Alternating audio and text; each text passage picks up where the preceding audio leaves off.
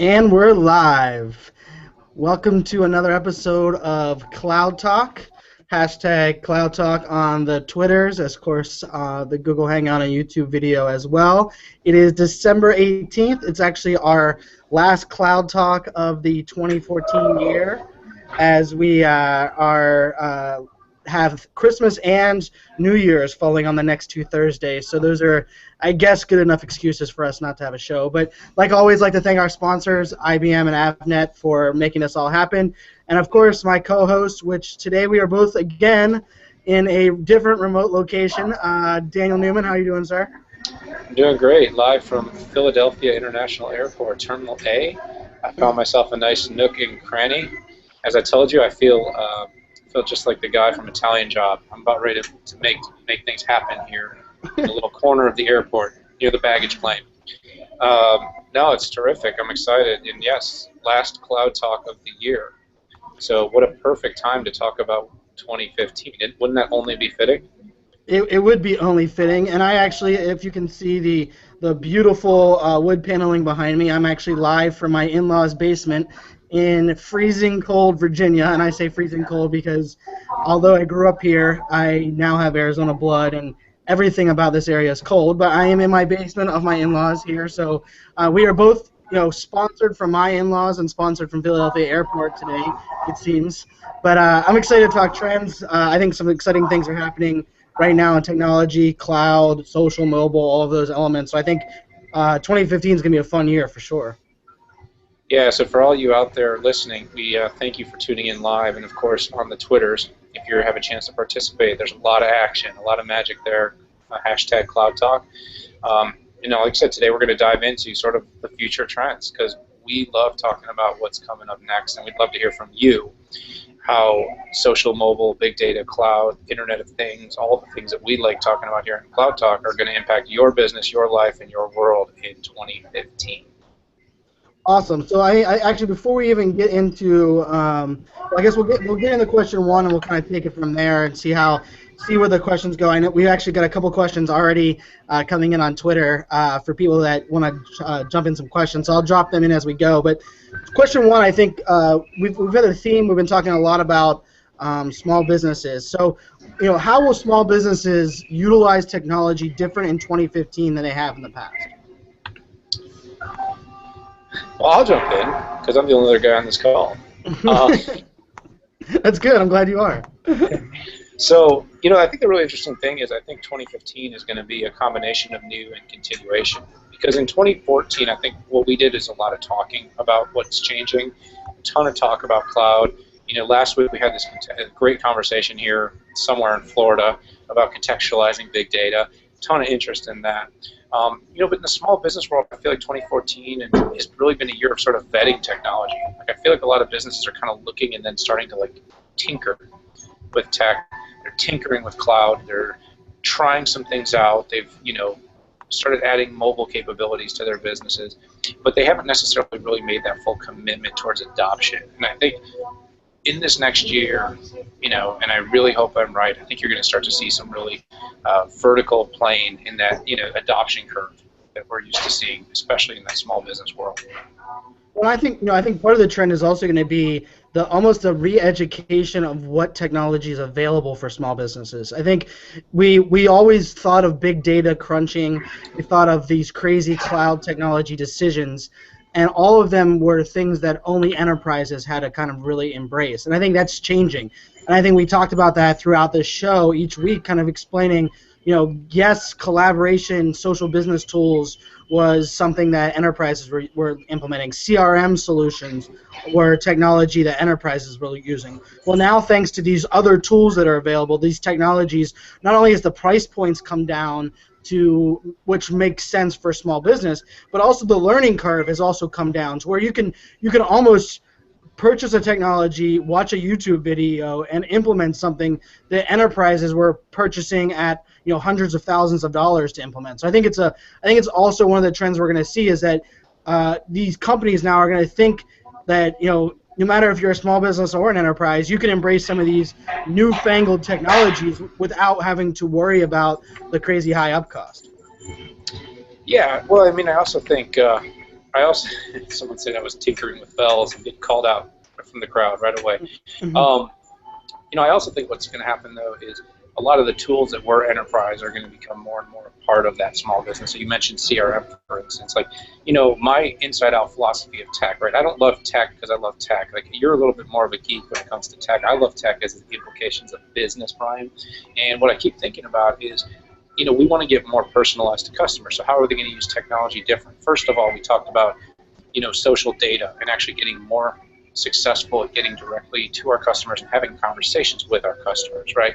Because today, most small businesses are still using all social platforms as a blasting platform to blast information out. And generally, they're like screaming into a cave because nobody's actually listening to what they have to say. With CRM, for instance, right? How are we actually tracking opportunities to make sure that we're staying connected to our clients? I just spent 2 days here in Philadelphia working with a client on this very thing. Like, they want to use LinkedIn differently. It's like, they're connecting to, I asked a room full of salespeople, how many of you are connected to all your customers on LinkedIn? And most of them are like, oh, no, it's colleagues and partners and old people I worked with. It's like, wait, you're telling me you're not connected to every one of your customers on LinkedIn? Are you crazy? Of course I didn't say that, but that was the first thing that came to my mind is like, that should be the first thing you do, is connecting to your clients. Well, I think we both believe in the power of conversation being like kind of the root of what everything's gonna be happening in the future. I think that's one side. I think really now it's about leveraging all these new technologies, these new platforms, so that you can have more informed, better conversations. And I think that has to do with data.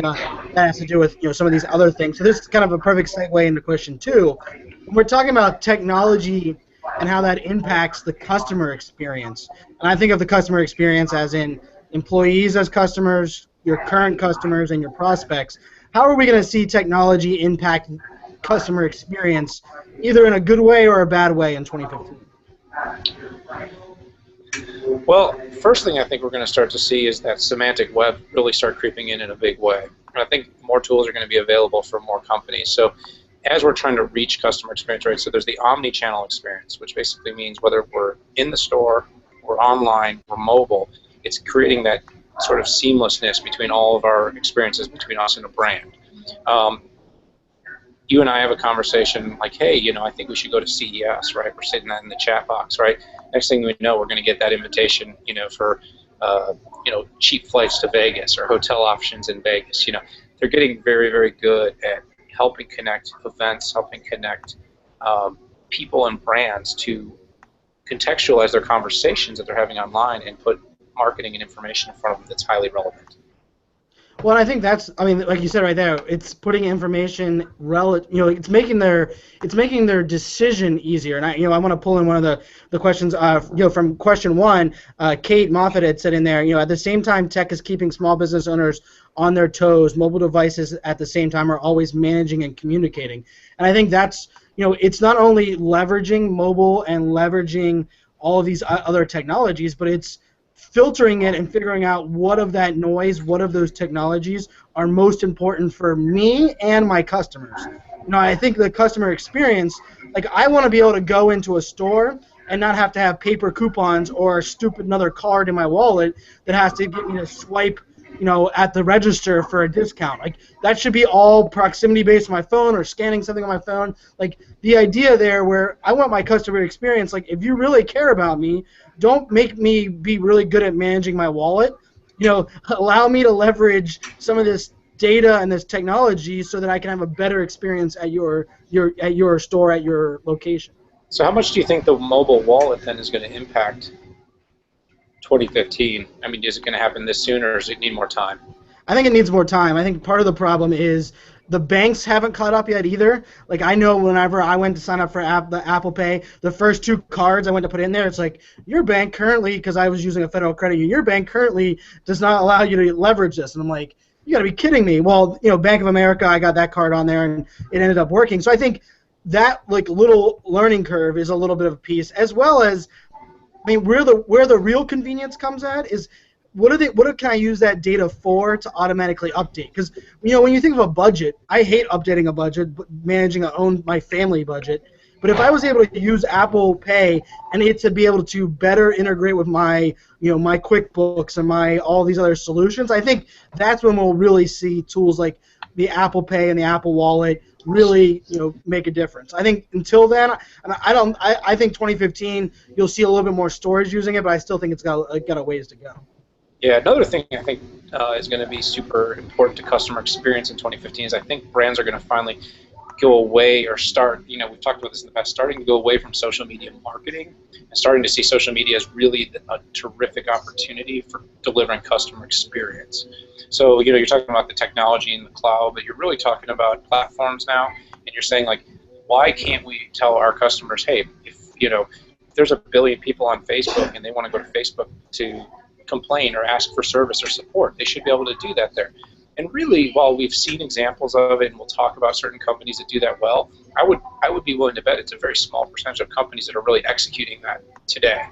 And I think companies in 2015 are going to start to say, maybe our first intent should be more of a Twitter presence to help create customer experience, a social presence to basically allow our customers to get to us quick.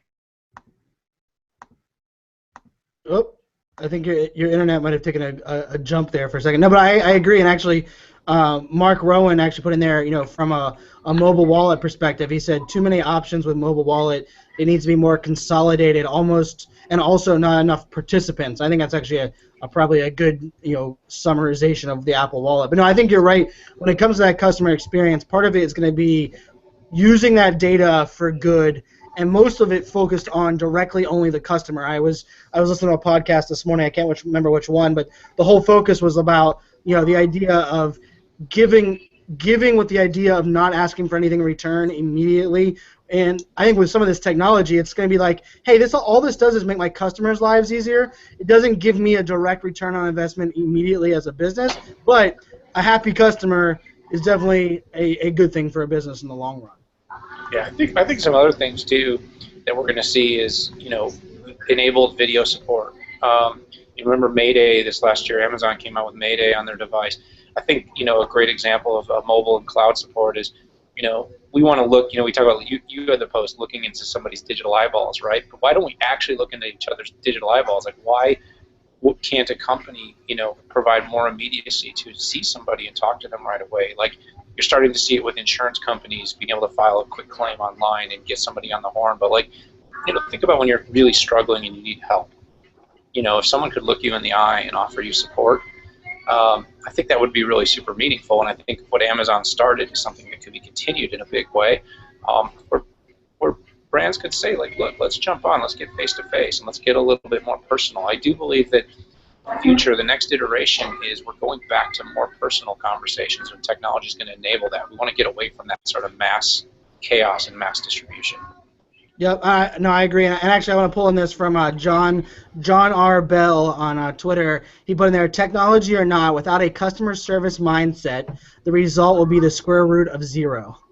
And I love that, because I think that's actually kind of, and it actually plays perfectly into our question 3, because we both are on the older side of millennials, and I have a big believing, I believe that it's millennial mindset. So how will those with a millennial mindset impact tech usage in the workplace?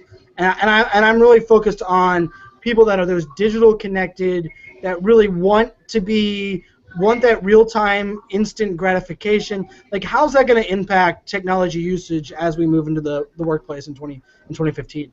Why don't you jump first, because I've gotten the chance to go first in the last few, and then I'll build on your thunder. No, and so for me, I think one of the big things is, we're going to see more millennials in leadership roles. And I think with those leadership roles is also going to come from the standpoint is, I think the millennial mindset is they're going to relook at some of the old technology they have already invested in and say, do they need that? I think sometimes we make the illusion that a millennial wants all technology. And I think millennial or not, we want technology that makes our lives easier and more productive. And so if we're using, things like email, we've talked about how we're utilizing email, but if you have a really bad chat client, if you're using, any Microsoft chat client, in my opinion, sucks, because I really, really am frustrated with all of Microsoft's chat clients. But if you're using one of their chat clients and it's not providing you as much value, switching to maybe Google Email, switching to Google Work apps so that you can leverage Google Talk and Google Hangouts, I think those kind of decisions now, especially from the small business or the startups, are going to be they're gonna happen more often because people aren't gonna be okay with the idea that said, hey, we invested in this Microsoft platform 2 years ago, or we've always utilized this kind of technology. I think part of it's going to be, it's almost, hopefully we are almost doing a asset inventory and an audit of the technology we're utilizing and getting rid of the stuff that doesn't make us more productive, and maybe adding in some stuff that allow us to be more productive but also allow us to work in a more collaborative type environment. Oh yeah, and by the way, I think we can write Microsoft off of our sponsor for next year. I think when you talk about millennial mindset, I mean, I do agree with you. One of the studies, it was funny, I talk about a lot from the New Rules of Customer Engagement book. That I found was that in 2012, the internet usage of millennials versus boomers, it turned out boomers actually use the internet more than millennials. So there's a little bit of skewed data in terms of that. But I think what the millennial mindset really comes down to is it's about new and different ways to do things. I think that's it. And I think the reason a lot of the older generations have been so hard on the millennials is because what we see as maybe the best path to get something done isn't necessarily the path that had been chosen in the past, and sometimes it seems like it's a path of less resistance. I, on the other hand, would often challenge that fact, though. Maybe that path is the smarter path. So, for instance, the utilization of apps. Someone mentioned the importance of consumerization and how consumerization is going to impact IT, but why do we need to wait 5 years for a SharePoint deployment when we can go download Yammer today, give it to 5 people on our team, and work on our project over in our little vacuum? Of course, you'd like for the organizationally for the CIO to be like, yes, Yammer's our standard, or yes, we're going to use Basecamp, or we're going to use whatever we pick. But I think the millennial mindset is we're getting smarter, we're getting faster. We find the tools, we're going to use the tools we like, we're going to get our crap done, and we're going to deliver it. And I guess we'd kind of rather ask forgiveness than permission when it comes to the way we interact with technology. No, and I think that's spot on. And let me pull up a couple. So Paul Slater in Twitter is going crazy with this question 3, which is great. Paul Slater put in there, millennial mindset will increasingly quickly decide whether a new service or product is a winner or not. I think that's a great way of saying it. And then Stuart Apley said, he also feels that wearable technology and the convergence of the customer enterprise will be a large impact. And I think the customer enterprise is an interesting one, because I think it is, and I think one of our questions coming up is talking about that connected user, and that the element there when we're talking about this, the ability for all of us to collaborate and make our own decisions without the brand impacting it is a huge thing. And I think that's also one of these things from a millennial mindset, is we're going to not only listen to the community, we're going to take their feedback and go freaking implement it.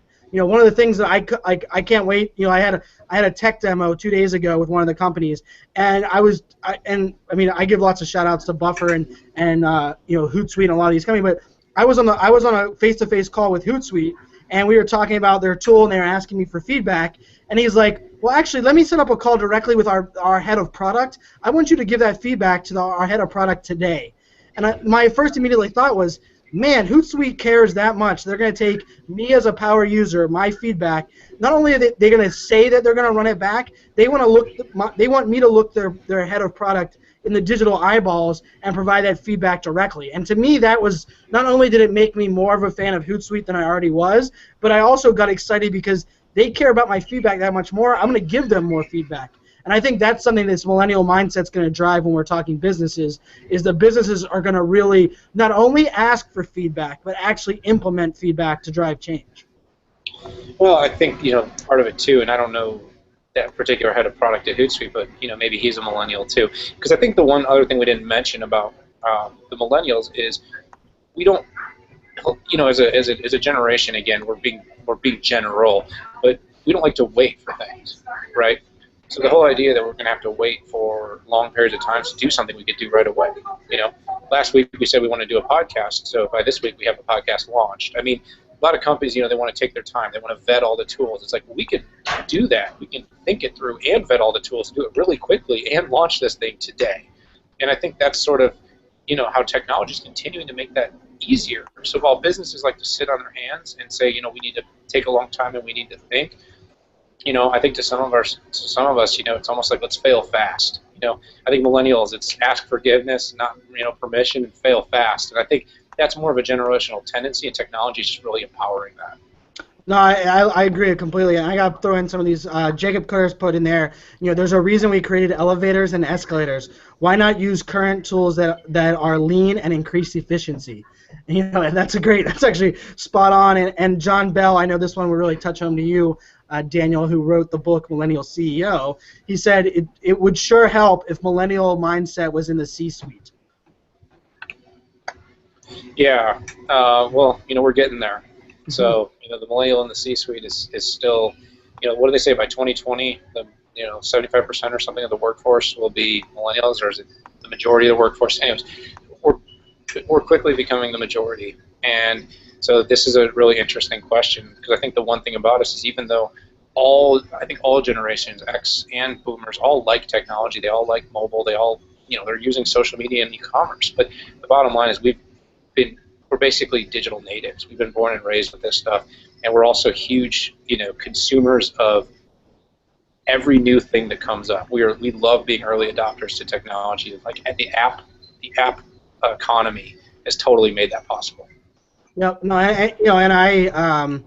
I wrote a little blog post rant the other day about the need for people to their actions to match what they actually are doing or what they're speaking, and I think that's also kind of that millennial mindset where don't tell me that your technology is great, give me 4 of your customers that are using it that's great. Like I want people that are actually doing it. I want leaders that are doing it. I don't want someone that's telling me how to do something, but because they read about it in a book and now they're telling me about it. Like I think it's not even a generation thing. We're in a time where the doers are going to be the successful ones, and the people that are sitting back and waiting are going to be the ones that are going to get ran over by the doers. Absolutely. I mean, I think everybody's always loved a referral. They've always loved a good source, but I think in the information age, what's the excuse? Why does it take you 2 weeks to connect me to someone that can tell me whether this stuff works or not?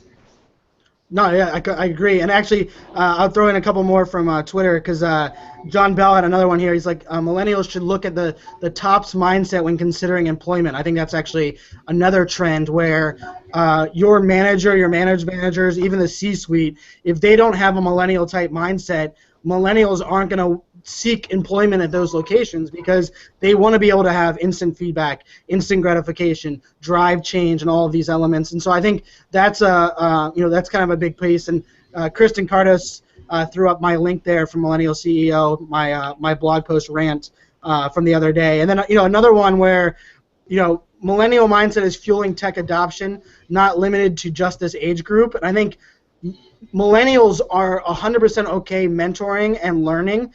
So, and I've talked about this on the show before, I always traded my technology skills, especially with an Apple. I don't even know where my iPhone is. Here it is.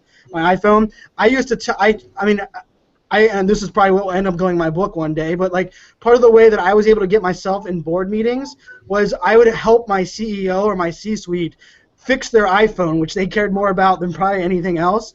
And while I was doing so, I was creating dialogue and conversation. They got to know me. Eventually, I was being asked into meetings and things that I had no business in being on, because it's kind of like that reverse mentoring where they were giving me tips and tricks on businesses and bringing me in meetings so that I could learn, and I was helping them with technology. And I think technology, millennials might be quickly embracing technology, but they're also going to be driving technology adoption by teaching others. Oh, absolutely, and that's why I said, we're going to be the first ones to play with the new apps. We're going to be the first ones to experiment and tell you, like, hey, guys, like, again, it's like a bang on Microsoft day, but we don't need SharePoint. We don't need this major deployment. There's like 400 apps out there right now that would allow us to do this with a lot less money, a lot less pain, and by the way, probably a smaller development team. So, again, for all you out there that use it, I'm not saying there's not a purpose. I'm just saying that's sort of the millennial mindset, how we're going to shift the way tech is adopted inside the business. Agree completely. So, so question 4 there, we talk about the connected user, or it was termed the other day on Forbes article, and I thought it was good. It's the hyper connected user, and I think I can definitely be one of the ones that I will raise my hand and say I'm a hyper connected user. I get the shakes in the airplane if it doesn't have Wi-Fi, because I'm not connected for my my 1.5 hour flight yesterday with my 5-year-old, my 3-year-old, and my 10-month-old, not having internet connection from Chicago to Dulles was like, I had the shakes because it was something that like I'm used to being always connected. So how is that going to impact technology decisions that businesses are making when they know that not only the hyper-connected user, but the hyper-connected customer, the hyper-connected employee? How is that hyper-connected element going to play in these business decisions? I think it has a little bit to do with the mindset, but I also think it has to do with all of these other it almost has more to do with smack than it does with anything else. Well, let's not talk smack here. That's what we do over there. But I think what you're really talking about is a business building its operation to support the way people consume technology. And I think, like last night, I'm in, the middle of Philadelphia, some suburb, and we're at the restaurant having dinner, and everybody's got their phones on the table, right? And throughout the entire meal, whether it's just a discussion, like we're breaking out a YouTube video and then passing it around the table, or we wanted to look something up, so we're on Google and we're searching stuff. Like, we are hyper connected, and it's really, what needs to happen is we need to move from almost like a disconnected connection to a integrated connection, meaning our use of technology in the presence of others, should be acceptable so long as it's enhancing the experience, enhancing the conversation. And I think that's where businesses adding technology comes in. It's like, can you make the conversation better rather than a distraction? And so as individuals, we need to sort of get away from like having other conversations maybe while we're on the call, but at the same time, like, we're sitting there going, we were laughing about the hashtag thing, the Jimmy Fallon hashtag thing, because I was actually doing some training with some very novice salespeople about Twitter. Right? We were talking about Twitter a little bit, and you know what? And we finally said, let's just break out this video. You guys have to see this. It was like a good change of pace. So we jump online, we show the video, and everybody's in stitches. We're having a great experience. But that was how we actually added technology to allow for our immediate connectedness to now find a relatable point. We show that little video, and now everybody in the room could relate around the hashtag, and then we could go back to the conversation about, okay, let's take this back to how it makes sense to you. So I think it's kind of moving away from saying tech and personal relationships are bad, and saying how do we use tech amidst a personal conversation to make that conversation more meaningful.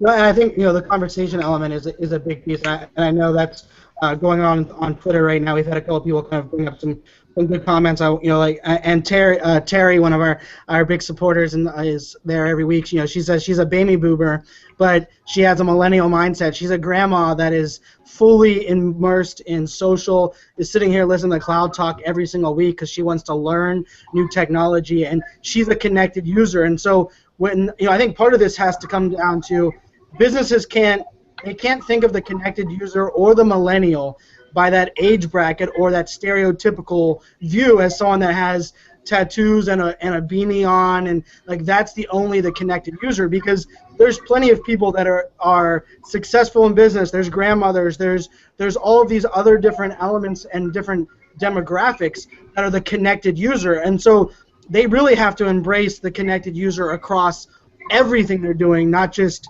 these little things. Like, I even overheard, and this in the airport, someone was talking, and they were at one of those shops in the airport, and the lady said, well, she said something. She goes, well, only the millennials would only care about that display over there. And I laughed, and she's like, oh, is that funny? Are you a millennial? Or she goes, I know you're a millennial. And I was like, yeah, I am, but as a millennial, I'm over here on this other side looking at these business books. So like the fact that you just stereotype the millennial consumer completely incorrectly is probably a driving mistake, and I think we're doing that same thing when we're making our technology decisions. Yeah, absolutely. I saw some some really interesting thoughts in the stream too about the hyper-connected. Like, hyper-connected is going to be a huge push for omni-channel marketing, omni-channel communications. Hyper-connected is going to be immediate, real-time customer service. There's two great examples of businesses in helping them with their technology decisions. It's like, okay, I've got a business, I've got someone in the mall, who goes to the mall, but at the store within proximity of something that they're clearly interested in, like getting us more where we're connected to information that allows us to help with our purchase decision. So I think technology in that hyper-connected user is going to really be a huge impact on the buyer's journey in 2015 and beyond, because we tend to be going out there getting user-generated content. We're looking at reviews. I can tell you I'm on Yelp all the time, or, TripAdvisor. Where am I? Where do I want to go? What are people saying about it? Or, I'm in a store. Like, instead of asking the guy, we did the Best Buy example in 2 or 3 different conversations lately, but I'm almost past the point of asking the guy at Best Buy his opinion on it anymore, because now I'm at the point where I'm going online, I'm going to see what are other people saying about this thing that I might be interested in. And could the actual brands, though, start to help? Like, hey, you're standing in front of the new Samsung, ... Here's some information. Here's what here's what 100 people have said about it. Can they actually start feeding you user-generated content because you're within proximity of it? I think that's exciting. I mean, how awesome is that? I mean, I think not only is that real time, but it's the right time, because that's the person that's in proximity, that's in there looking.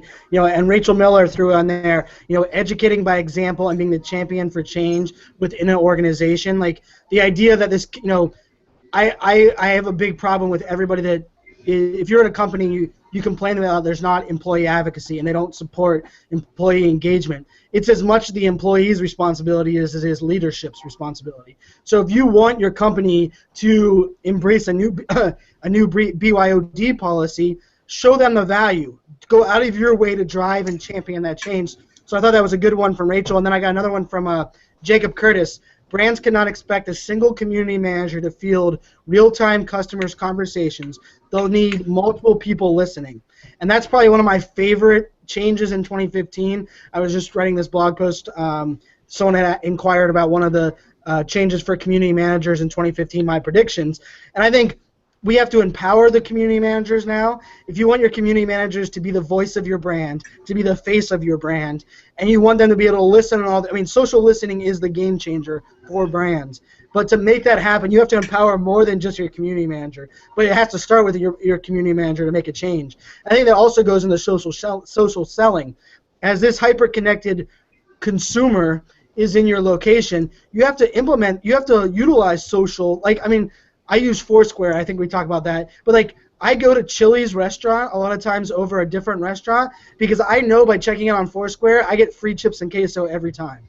And Chili's, I don't know how they tie that ROI there, but they're leveraging a mobile technology that is a cloud-based that has social integration. And because they're doing that, they're getting my family to eat there, and that's a huge advantage. I think companies have to utilize these little elements so they can connect more with that connected user. And those chips and queso are probably the best thing they serve there.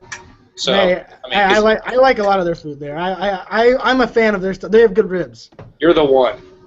So I may have just lost Chili's as a sponsor. Oh well, we'll keep moving on. But no, I think you do really make a good point. The whole community aspect of it is like, right, we talk about social listening a lot, but really it's just listening. It's kind of like social media, but really it's just media.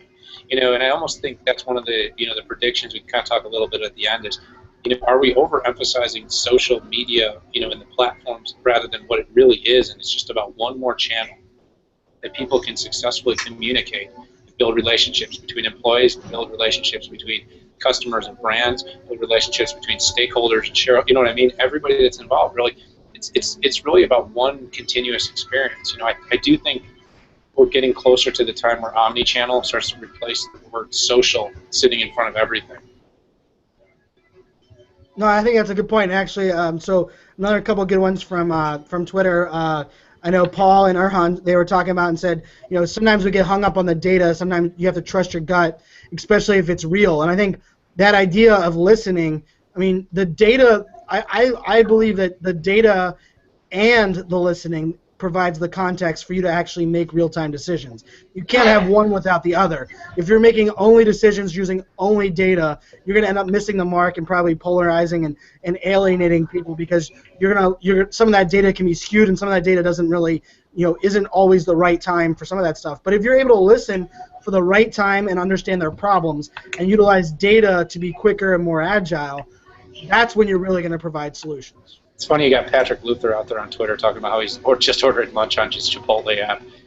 Pretty soon the Cloud Talk stream is going to be full of everybody who's talking about their various check-ins and lunch orders. So we better move them forward to the next cloud tech topic, or we're gonna derail. But I do think community is a super hot topic, and I think we could really bring that back and relate it to tech and customer experience, and maybe do a talk in the beginning of the year, really just about the next wave of what community is going to have to be for brands that want to digitally connect all the time. It's not one person. Jacob was dead right on that one. So let's jump into the fifth thing, though. We've talked a lot about it in generalities. This is Cloud Talk, so every once in a while we want to come back and get really a little bit hyper-focused on cloud. So how do you think, Brian, that brands, and for everyone out there, how do you think brands are going to have to leverage cloud, as it becomes zero latency, for customer experience, so that cloud is no longer something that people are waiting for? Well, I think part of it has to be tying it to a lot of these things we've already been talking about. I mean, you have to think about the customer experience, and when you're building new apps, when you're integrating new technology, you have to take that latency and that cloud element into factor. I mean, I know of a couple locations now that are large businesses that have on-site data centers with physical servers, and they don't feel that they have to move to the cloud, but they're moving to the cloud because their customer experience, or maybe their worst-case customer experience, when I say that, if something went down or they didn't have the redundancy there, they have to almost make the decision to go to the cloud because of all the other things that are impacted. The new apps they can implement. We were talking about how quickly something can fail. Well, by really focusing on this zero latency, on this idea where real time is engagement on all of your when someone hits something inside your finance department and they're doing number crunching, it used to be something they would go out to lunch for and come back. Now they want it done in a more real-time manner, and they want it done in a SaaS-based solution so that they can go during lunch and look at it on their phone. So I think of like that customer experience really leveraging cloud-based technologies. And really, sometimes it might have to be you have to get rid of your legacy crap and only utilize cloud, even if you lose some features.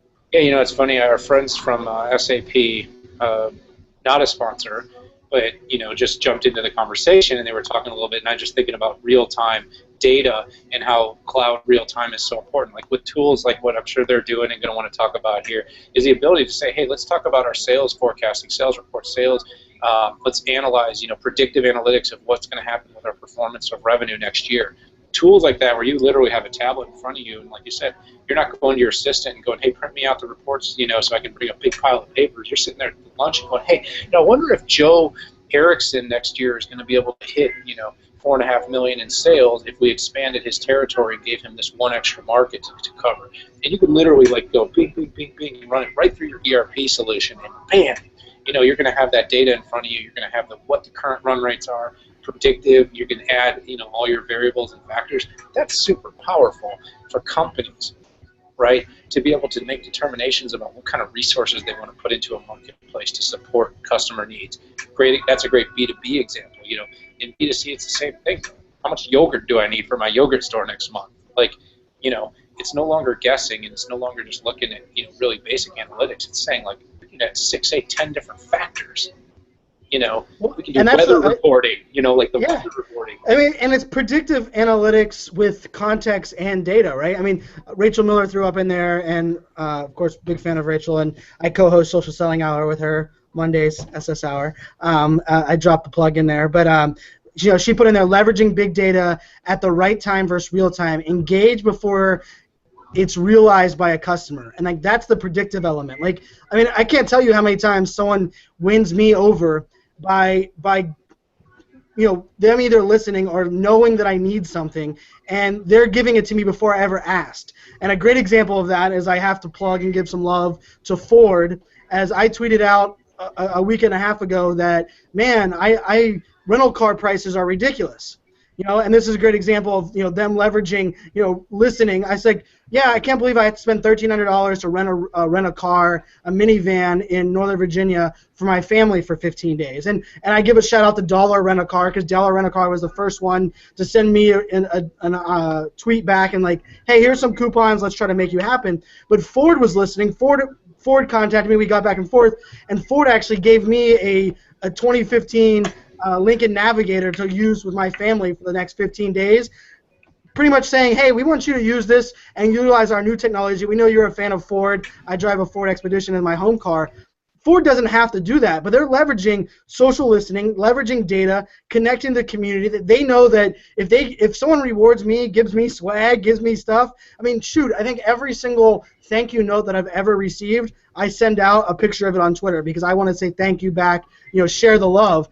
And so companies that are leveraging this real-time interaction and listening across all channels and really doing something. it's fine to say that you are implementing social listening, but if your community manager or your social media manager or your company isn't prepared to do something with that data in real time, social listening is not valuable. You have to be able to listen, engage, act. I mean, Dollar Rent-A-Car, I tweeted that. Within a minute, they tweeted back, coupons link directly for me. If their community manager wasn't given that information to be able to give out deals based on someone's tweet, that social listening would have had no value. And I think that's part of these things that these companies have to take into account. And our patience is pretty short. I know we've kind of, we've kind of off the topic a little bit, but it is an important data set. Like 67% of consumers actually expect same-day response to any action they take on social media. And digging a little bit further, 42% of consumers want it within 2 hours, and 33% are looking for a response within 30 minutes. So what I would almost say is that's like a strike zone. If you can get back to someone within like 30 minutes, I can say, hey, we heard you, we know you're going on. Like for companies like a rental car company, a hotel company, a restaurant, like those companies getting into the real-time engagement is so critical, because like when someone's like, hey, I'm walking around downtown Philly looking for a great place to eat, if 2 or 3 companies jump on that and be like, hey, here's a coupon for a free appetizer, come check us out, right here downtown Philly. Think about how powerful that is and how likely that might influence a decision. They could bring business in today. And so many people are like, how do I get ROI on social media? Well, there's one way to get started. So I know we've kind of gotten off the immediacy of cloud, but these are all related to using of apps, using of listening, which are going to generally be cloud-based. So let's jump this into 6. Oh, just as you were gonna plug questions. Oh, hold on. Ask it again, since internet there faded. The airport must have throttled you on question 6. Go ahead and ask it again. It was perfect. No. I didn't even ask it yet. So question 6: what role with mobile and mobile and social play in terms of how brands make cloud computing decisions? So I think that's the big impact. I mean, when people are getting more devices and more more devices and more connected, bringing that into the workplace and bringing that into their locations, they're going to have to start thinking. I mean, it's no longer mobile first; it's mobile. I mean, you have to have a mobile-friendly website. I mean, having an app that doesn't really. I mean, there's a couple apps. I'm not gonna throw them under the bus today, but I'll give my favorite app. My favorite app across the board for anything I do is Dunkin' Donuts. And yes, maybe I need less donuts, but I love their coffee. I'm slightly addicted to their coffee. But I can pay with their app on my phone. I get all of my coupons live within the phone, and based on my location, I get location deals. So every Monday after an Arizona Cardinal win, it pops up and says, you're near a Dunkin' Donuts, and did you remember it's free coffee Monday because the Arizona Cardinals won? That is an app that is actually providing me value, that's leveraging cloud computing and cloud decisions, because they're not only leveraging location-based services, but they have their locations pinpointed on the map, so that when my phone drives by it, I know that there's a Dunkin' Donuts there. Like, the idea that we're leveraging mobile and social, including these apps, to really increase that customer experience. And it's no mistake that our entire theme for talking about trends and predictions in 2015 is about customer experience. I think that's the future. Oh, did I lose you, Daniel? All right, so I'm gonna pull in a couple things from the Twitter stream real quick. Kristen Cardos, who's an amazing, awesome supporter and someone I'm thankful to have met in 2014 across the board. She said, "I think more brands will come out with apps, though many of those will lack value." And how true is that? I can't tell you how many apps like. Chipotle one's a great one. Chipotle is a good app. Dunkin' Donuts has done a good app. There's other apps, even like some of the apps that are like Home Depot app. Yes, the Home Depot app has lots of things featured in it. There's lots of things going on, but it doesn't really provide me a lot of value. But then they had a second app that allowed me to get in-store inventory, which I thought was actually pretty cool. So I think as these companies, as these brands start implementing new apps, adding new technology, what they're really going to need to do is they're going to actually have to take these apps and find ways to create a better customer experience.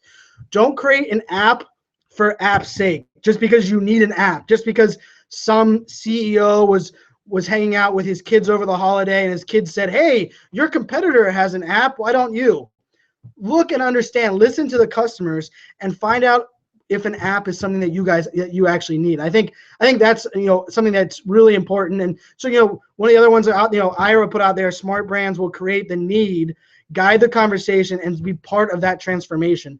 That might be my favorite tweet of the day. So I'm gonna throw out a nice retweet for that because I love that. I think that's a huge factor in brands kind of doing that. So Daniel is actually frozen, so Philadelphia Airport Wi-Fi must not be playing as nice. So as we're talking this mobile and social play, we're going to kind of jump into question 7 here.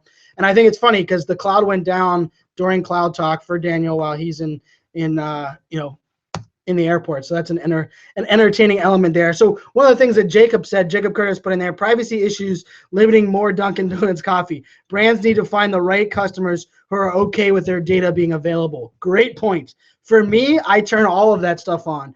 I think I've used this example before, but Facebook friend location. So if I'm near a friend that is a Facebook friend and they have their location services on, it pops up. That was turned on for me when I was in San Francisco, and it got me business. It actually won me business. I got a meeting that I never planned on having because I had Facebook location services turned on. It notified me that a friend was close by. That friend invited me up. I sat down with that CEO face to face. A couple of weeks later, they're a client. That is the kind of things that I have no problem giving up a little bit of that data, a little bit of my privacy to leverage these newfound technologies. But Jacob's right. You have to find the right people, the right Uber connected customer, Uber connected person like myself to actually leverage those things. So, another one said, Mark, I'm with you on this one. Mark said, I can't tell you how many apps I've deleted within 5 minutes of downloading. How true is that? Sadly, I think that's the truth. A lot of times, not only are brands, not only are brands not implementing a app that actually provides good customer experience, but the UI is horrible. The user experience sucks. The interface is horrible. It doesn't even work on an iPhone. It's a ported from an iPad app, or they don't kind of factor those things in. And Alan McIntosh, one of the guys I used to work with over at my previous company, said, topic for Cloud Talks in the future: the importance of security and privacy and how these interact with mobile and social. I love it. Guarantee I'm gonna go ahead and make that a topic for us moving into 2016 or 2015. So January 2015, Alan, I'm going to get that as a topic because I think that's an important one. That especially privacy when it relates to mobile and social location services, social data, how you're leveraging someone's social data, where that blurry line is, where I think we can't invade. Part of it comes down to trust and transparency, but I think that's a great one for sure. Daniel just said, hey, send me the invite so I can get back on there. So let me throw him the invite real quick. All right, so I threw him back up the invite there. So I'm going to pull in a couple of other people from the Twitter stream. I think using mobile as a differentiator will soon be void. Mobile isn't an option for anyone more. It's a must. I agree. It's a requirement, Rachel. Spot on. I think the idea that, mobile browsing isn't even something that is questionable. I mean, Daniel's there. Look at that. You popped the cloud back up to jump back on. I built a whole new cloud, actually, guys. and I love that I wasn't getting your message, so you tweeted me, and I was able to see it in the Twitter stream and get you the link to get you back on. That's leveraging our technologies to multi-channel communications. Yes. Yeah. Big time. And this is interesting. Anthony threw in there. So, what do you think of the new Facebook geolocation ads? I'm one of those people that I have no problem with ads, location targeted. If I'm willing to give up my location, and I'm one of those people that it gives up my location on my devices at all times. But I know that scares the heck out of a lot of people. And like I'm in my in-laws' basement right now, and my father-in-law, for one, would be one that couldn't if he got an ad for something in Warrenton, Virginia, because they said, hey, we know that you were surfing the Facebook. Well, he doesn't have Facebook, but surfing the internet in Warrenton, that would freak him out. He would say, no way, why did they use my location data to give me that ad? So I think understanding, this goes back to Jacob's point, understanding your user base and understanding the connected user versus the user who values their privacy, beyond all belief. Well, I think, Brian, everything's opt-in, though. So, while I do think we opt into certain things without permission, I mean, we've talked about this before. When you choose to use Facebook, you're choosing certain things. When you choose to turn location on your phone, you're choosing certain things. So I think the most part, it's a beneficial set of tools that people need to opt in and out of appropriately. Meaning, if you're not comfortable with people using location data to feed you information that they feel is highly targeted and relevant, then don't use that service. Period. And I just think that that's really where we're in. We're sort of in the app economy, but we're also in the opt-in economy. Like, you want all the benefits of Facebook, well, you're going to have to take some of the downside. You don't pay for it. So the bottom line is, I just think we're a little entitled to some of this stuff. You know what I mean? Like, more so than not. Like right now, if someone in this airport sent me a coupon for a good lunch deal, I'd probably use it. If they knew I was here and they'd actually reach out to me and target me, I would So, probably hey, use it. everyone on Twitter that is Philadelphia Airport restaurant, there you go. There's your invite. Daniel Newman's ready to spend money. Send him the ad. Give me something to eat, people. I'll get all 6 people watching our show. We love you guys to hear about the great food. No, there's a lot more than that. But you get my point, Brian. I mean, I think we need to be smarter about what we're opting into, because I think the future of communications and sales is that we're going to get people more information that's more relevant to them in real time. No, I agree, and so that kind of leads us into perfect. We have about 8 minutes left. Once again, our Twitter stream is firing. We couldn't be more happy with. We kicked off this Cloud Talk about the last quarter of 2014 with the idea we really wanted to be able to talk with the community, find out what people want to hear about. We got a couple great ideas for some Cloud Talk topics in 2015. Our sponsors, IBM and Avnet, jumped on board and said, "Hey, we'll help sponsor it to make it happen." So we couldn't be more happy with that being, so excited, so able to make this happen. And one of our question 7 here is, what is one tech change or one technology you'd love to see happen in 2015 but doubt it will happen? And I will give you one that Rachel Miller threw in there that made me smile, because it's one that really I wish would happen, is improved Bluetooth. Bluetooth is a frustrating technology. Not only is it getting it out of your car, it syncs sometimes, other times it doesn't sync. I have a Pebble watch that I wear all the time. Sometimes it's connected to my phone, sometimes it's not. Sometimes it thinks it's connected to somewhere else. So Bluetooth would be an interesting one. But I'm curious, Daniel, what one technology would you love to see implemented, but you doubt it probably will in 2015? So my first one would be a joke. It would be that I wish my cell phone would just work, like, all the time. I think Ira said that on the chat. How about just making the stuff we already have work? I do kind of wish, and again, there may be some apps out there. I'm not as savvy as you. I do definitely wish that there was some sort of a very, very simple way to integrate all of my document files from diverse platforms. Meaning, like, I wish that the platforms would play more friendly. I wish there was more middleware for because I operate inside of Google Docs, I operate inside of Word and Documents. I've got Adobe tools. I kind of wish that and I'm not talking about just a place for it all to land, but I'm wishing for a place that I could actually operate all of those tools simultaneously. I think productivity tools would be a super win for me, because I'm doing content all the time. So I like Mark Rowan. Mark Rowan on Twitter said time travel. So he's ready for the Back to the Future one. I'm trying to be practical. I'm struggling because I want a flying car, but I saw something about that, but I don't think we're gonna get that this year. And I love the drone technology. If you follow Robert Scoble on Facebook, he's been posting videos nonstop for about 3 weeks of all these different drone technology. And I know at CES he's gonna do this big drone display. And I think drone technology, one of the coolest ones I saw was a video over a luxury house that was for sale, and the realtor did a drone 360 view of up over the thing, and you used to have to hire a helicopter and plan all of that out, and literally that person just hooked up a GoPro to a drone, flew the drone over the luxury house. The house is for sale for $6.8 million, so I guess they could afford to use the drone. But I thought that was a really cool way of leveraging a technology, and I really loved Google Glass when I owned Google Glass before I sold it, and I really hope in 2015 that we could leverage wearable technology to the point of it being something that I want to own, that is productive and makes my life easier, not just something that's uberly cool and geeky. Because my Pebble Watch when I first got it, it was cool, but it didn't have much functionality. 2 years later, they updated the OS. It has a lot more functionality now. I love that watch.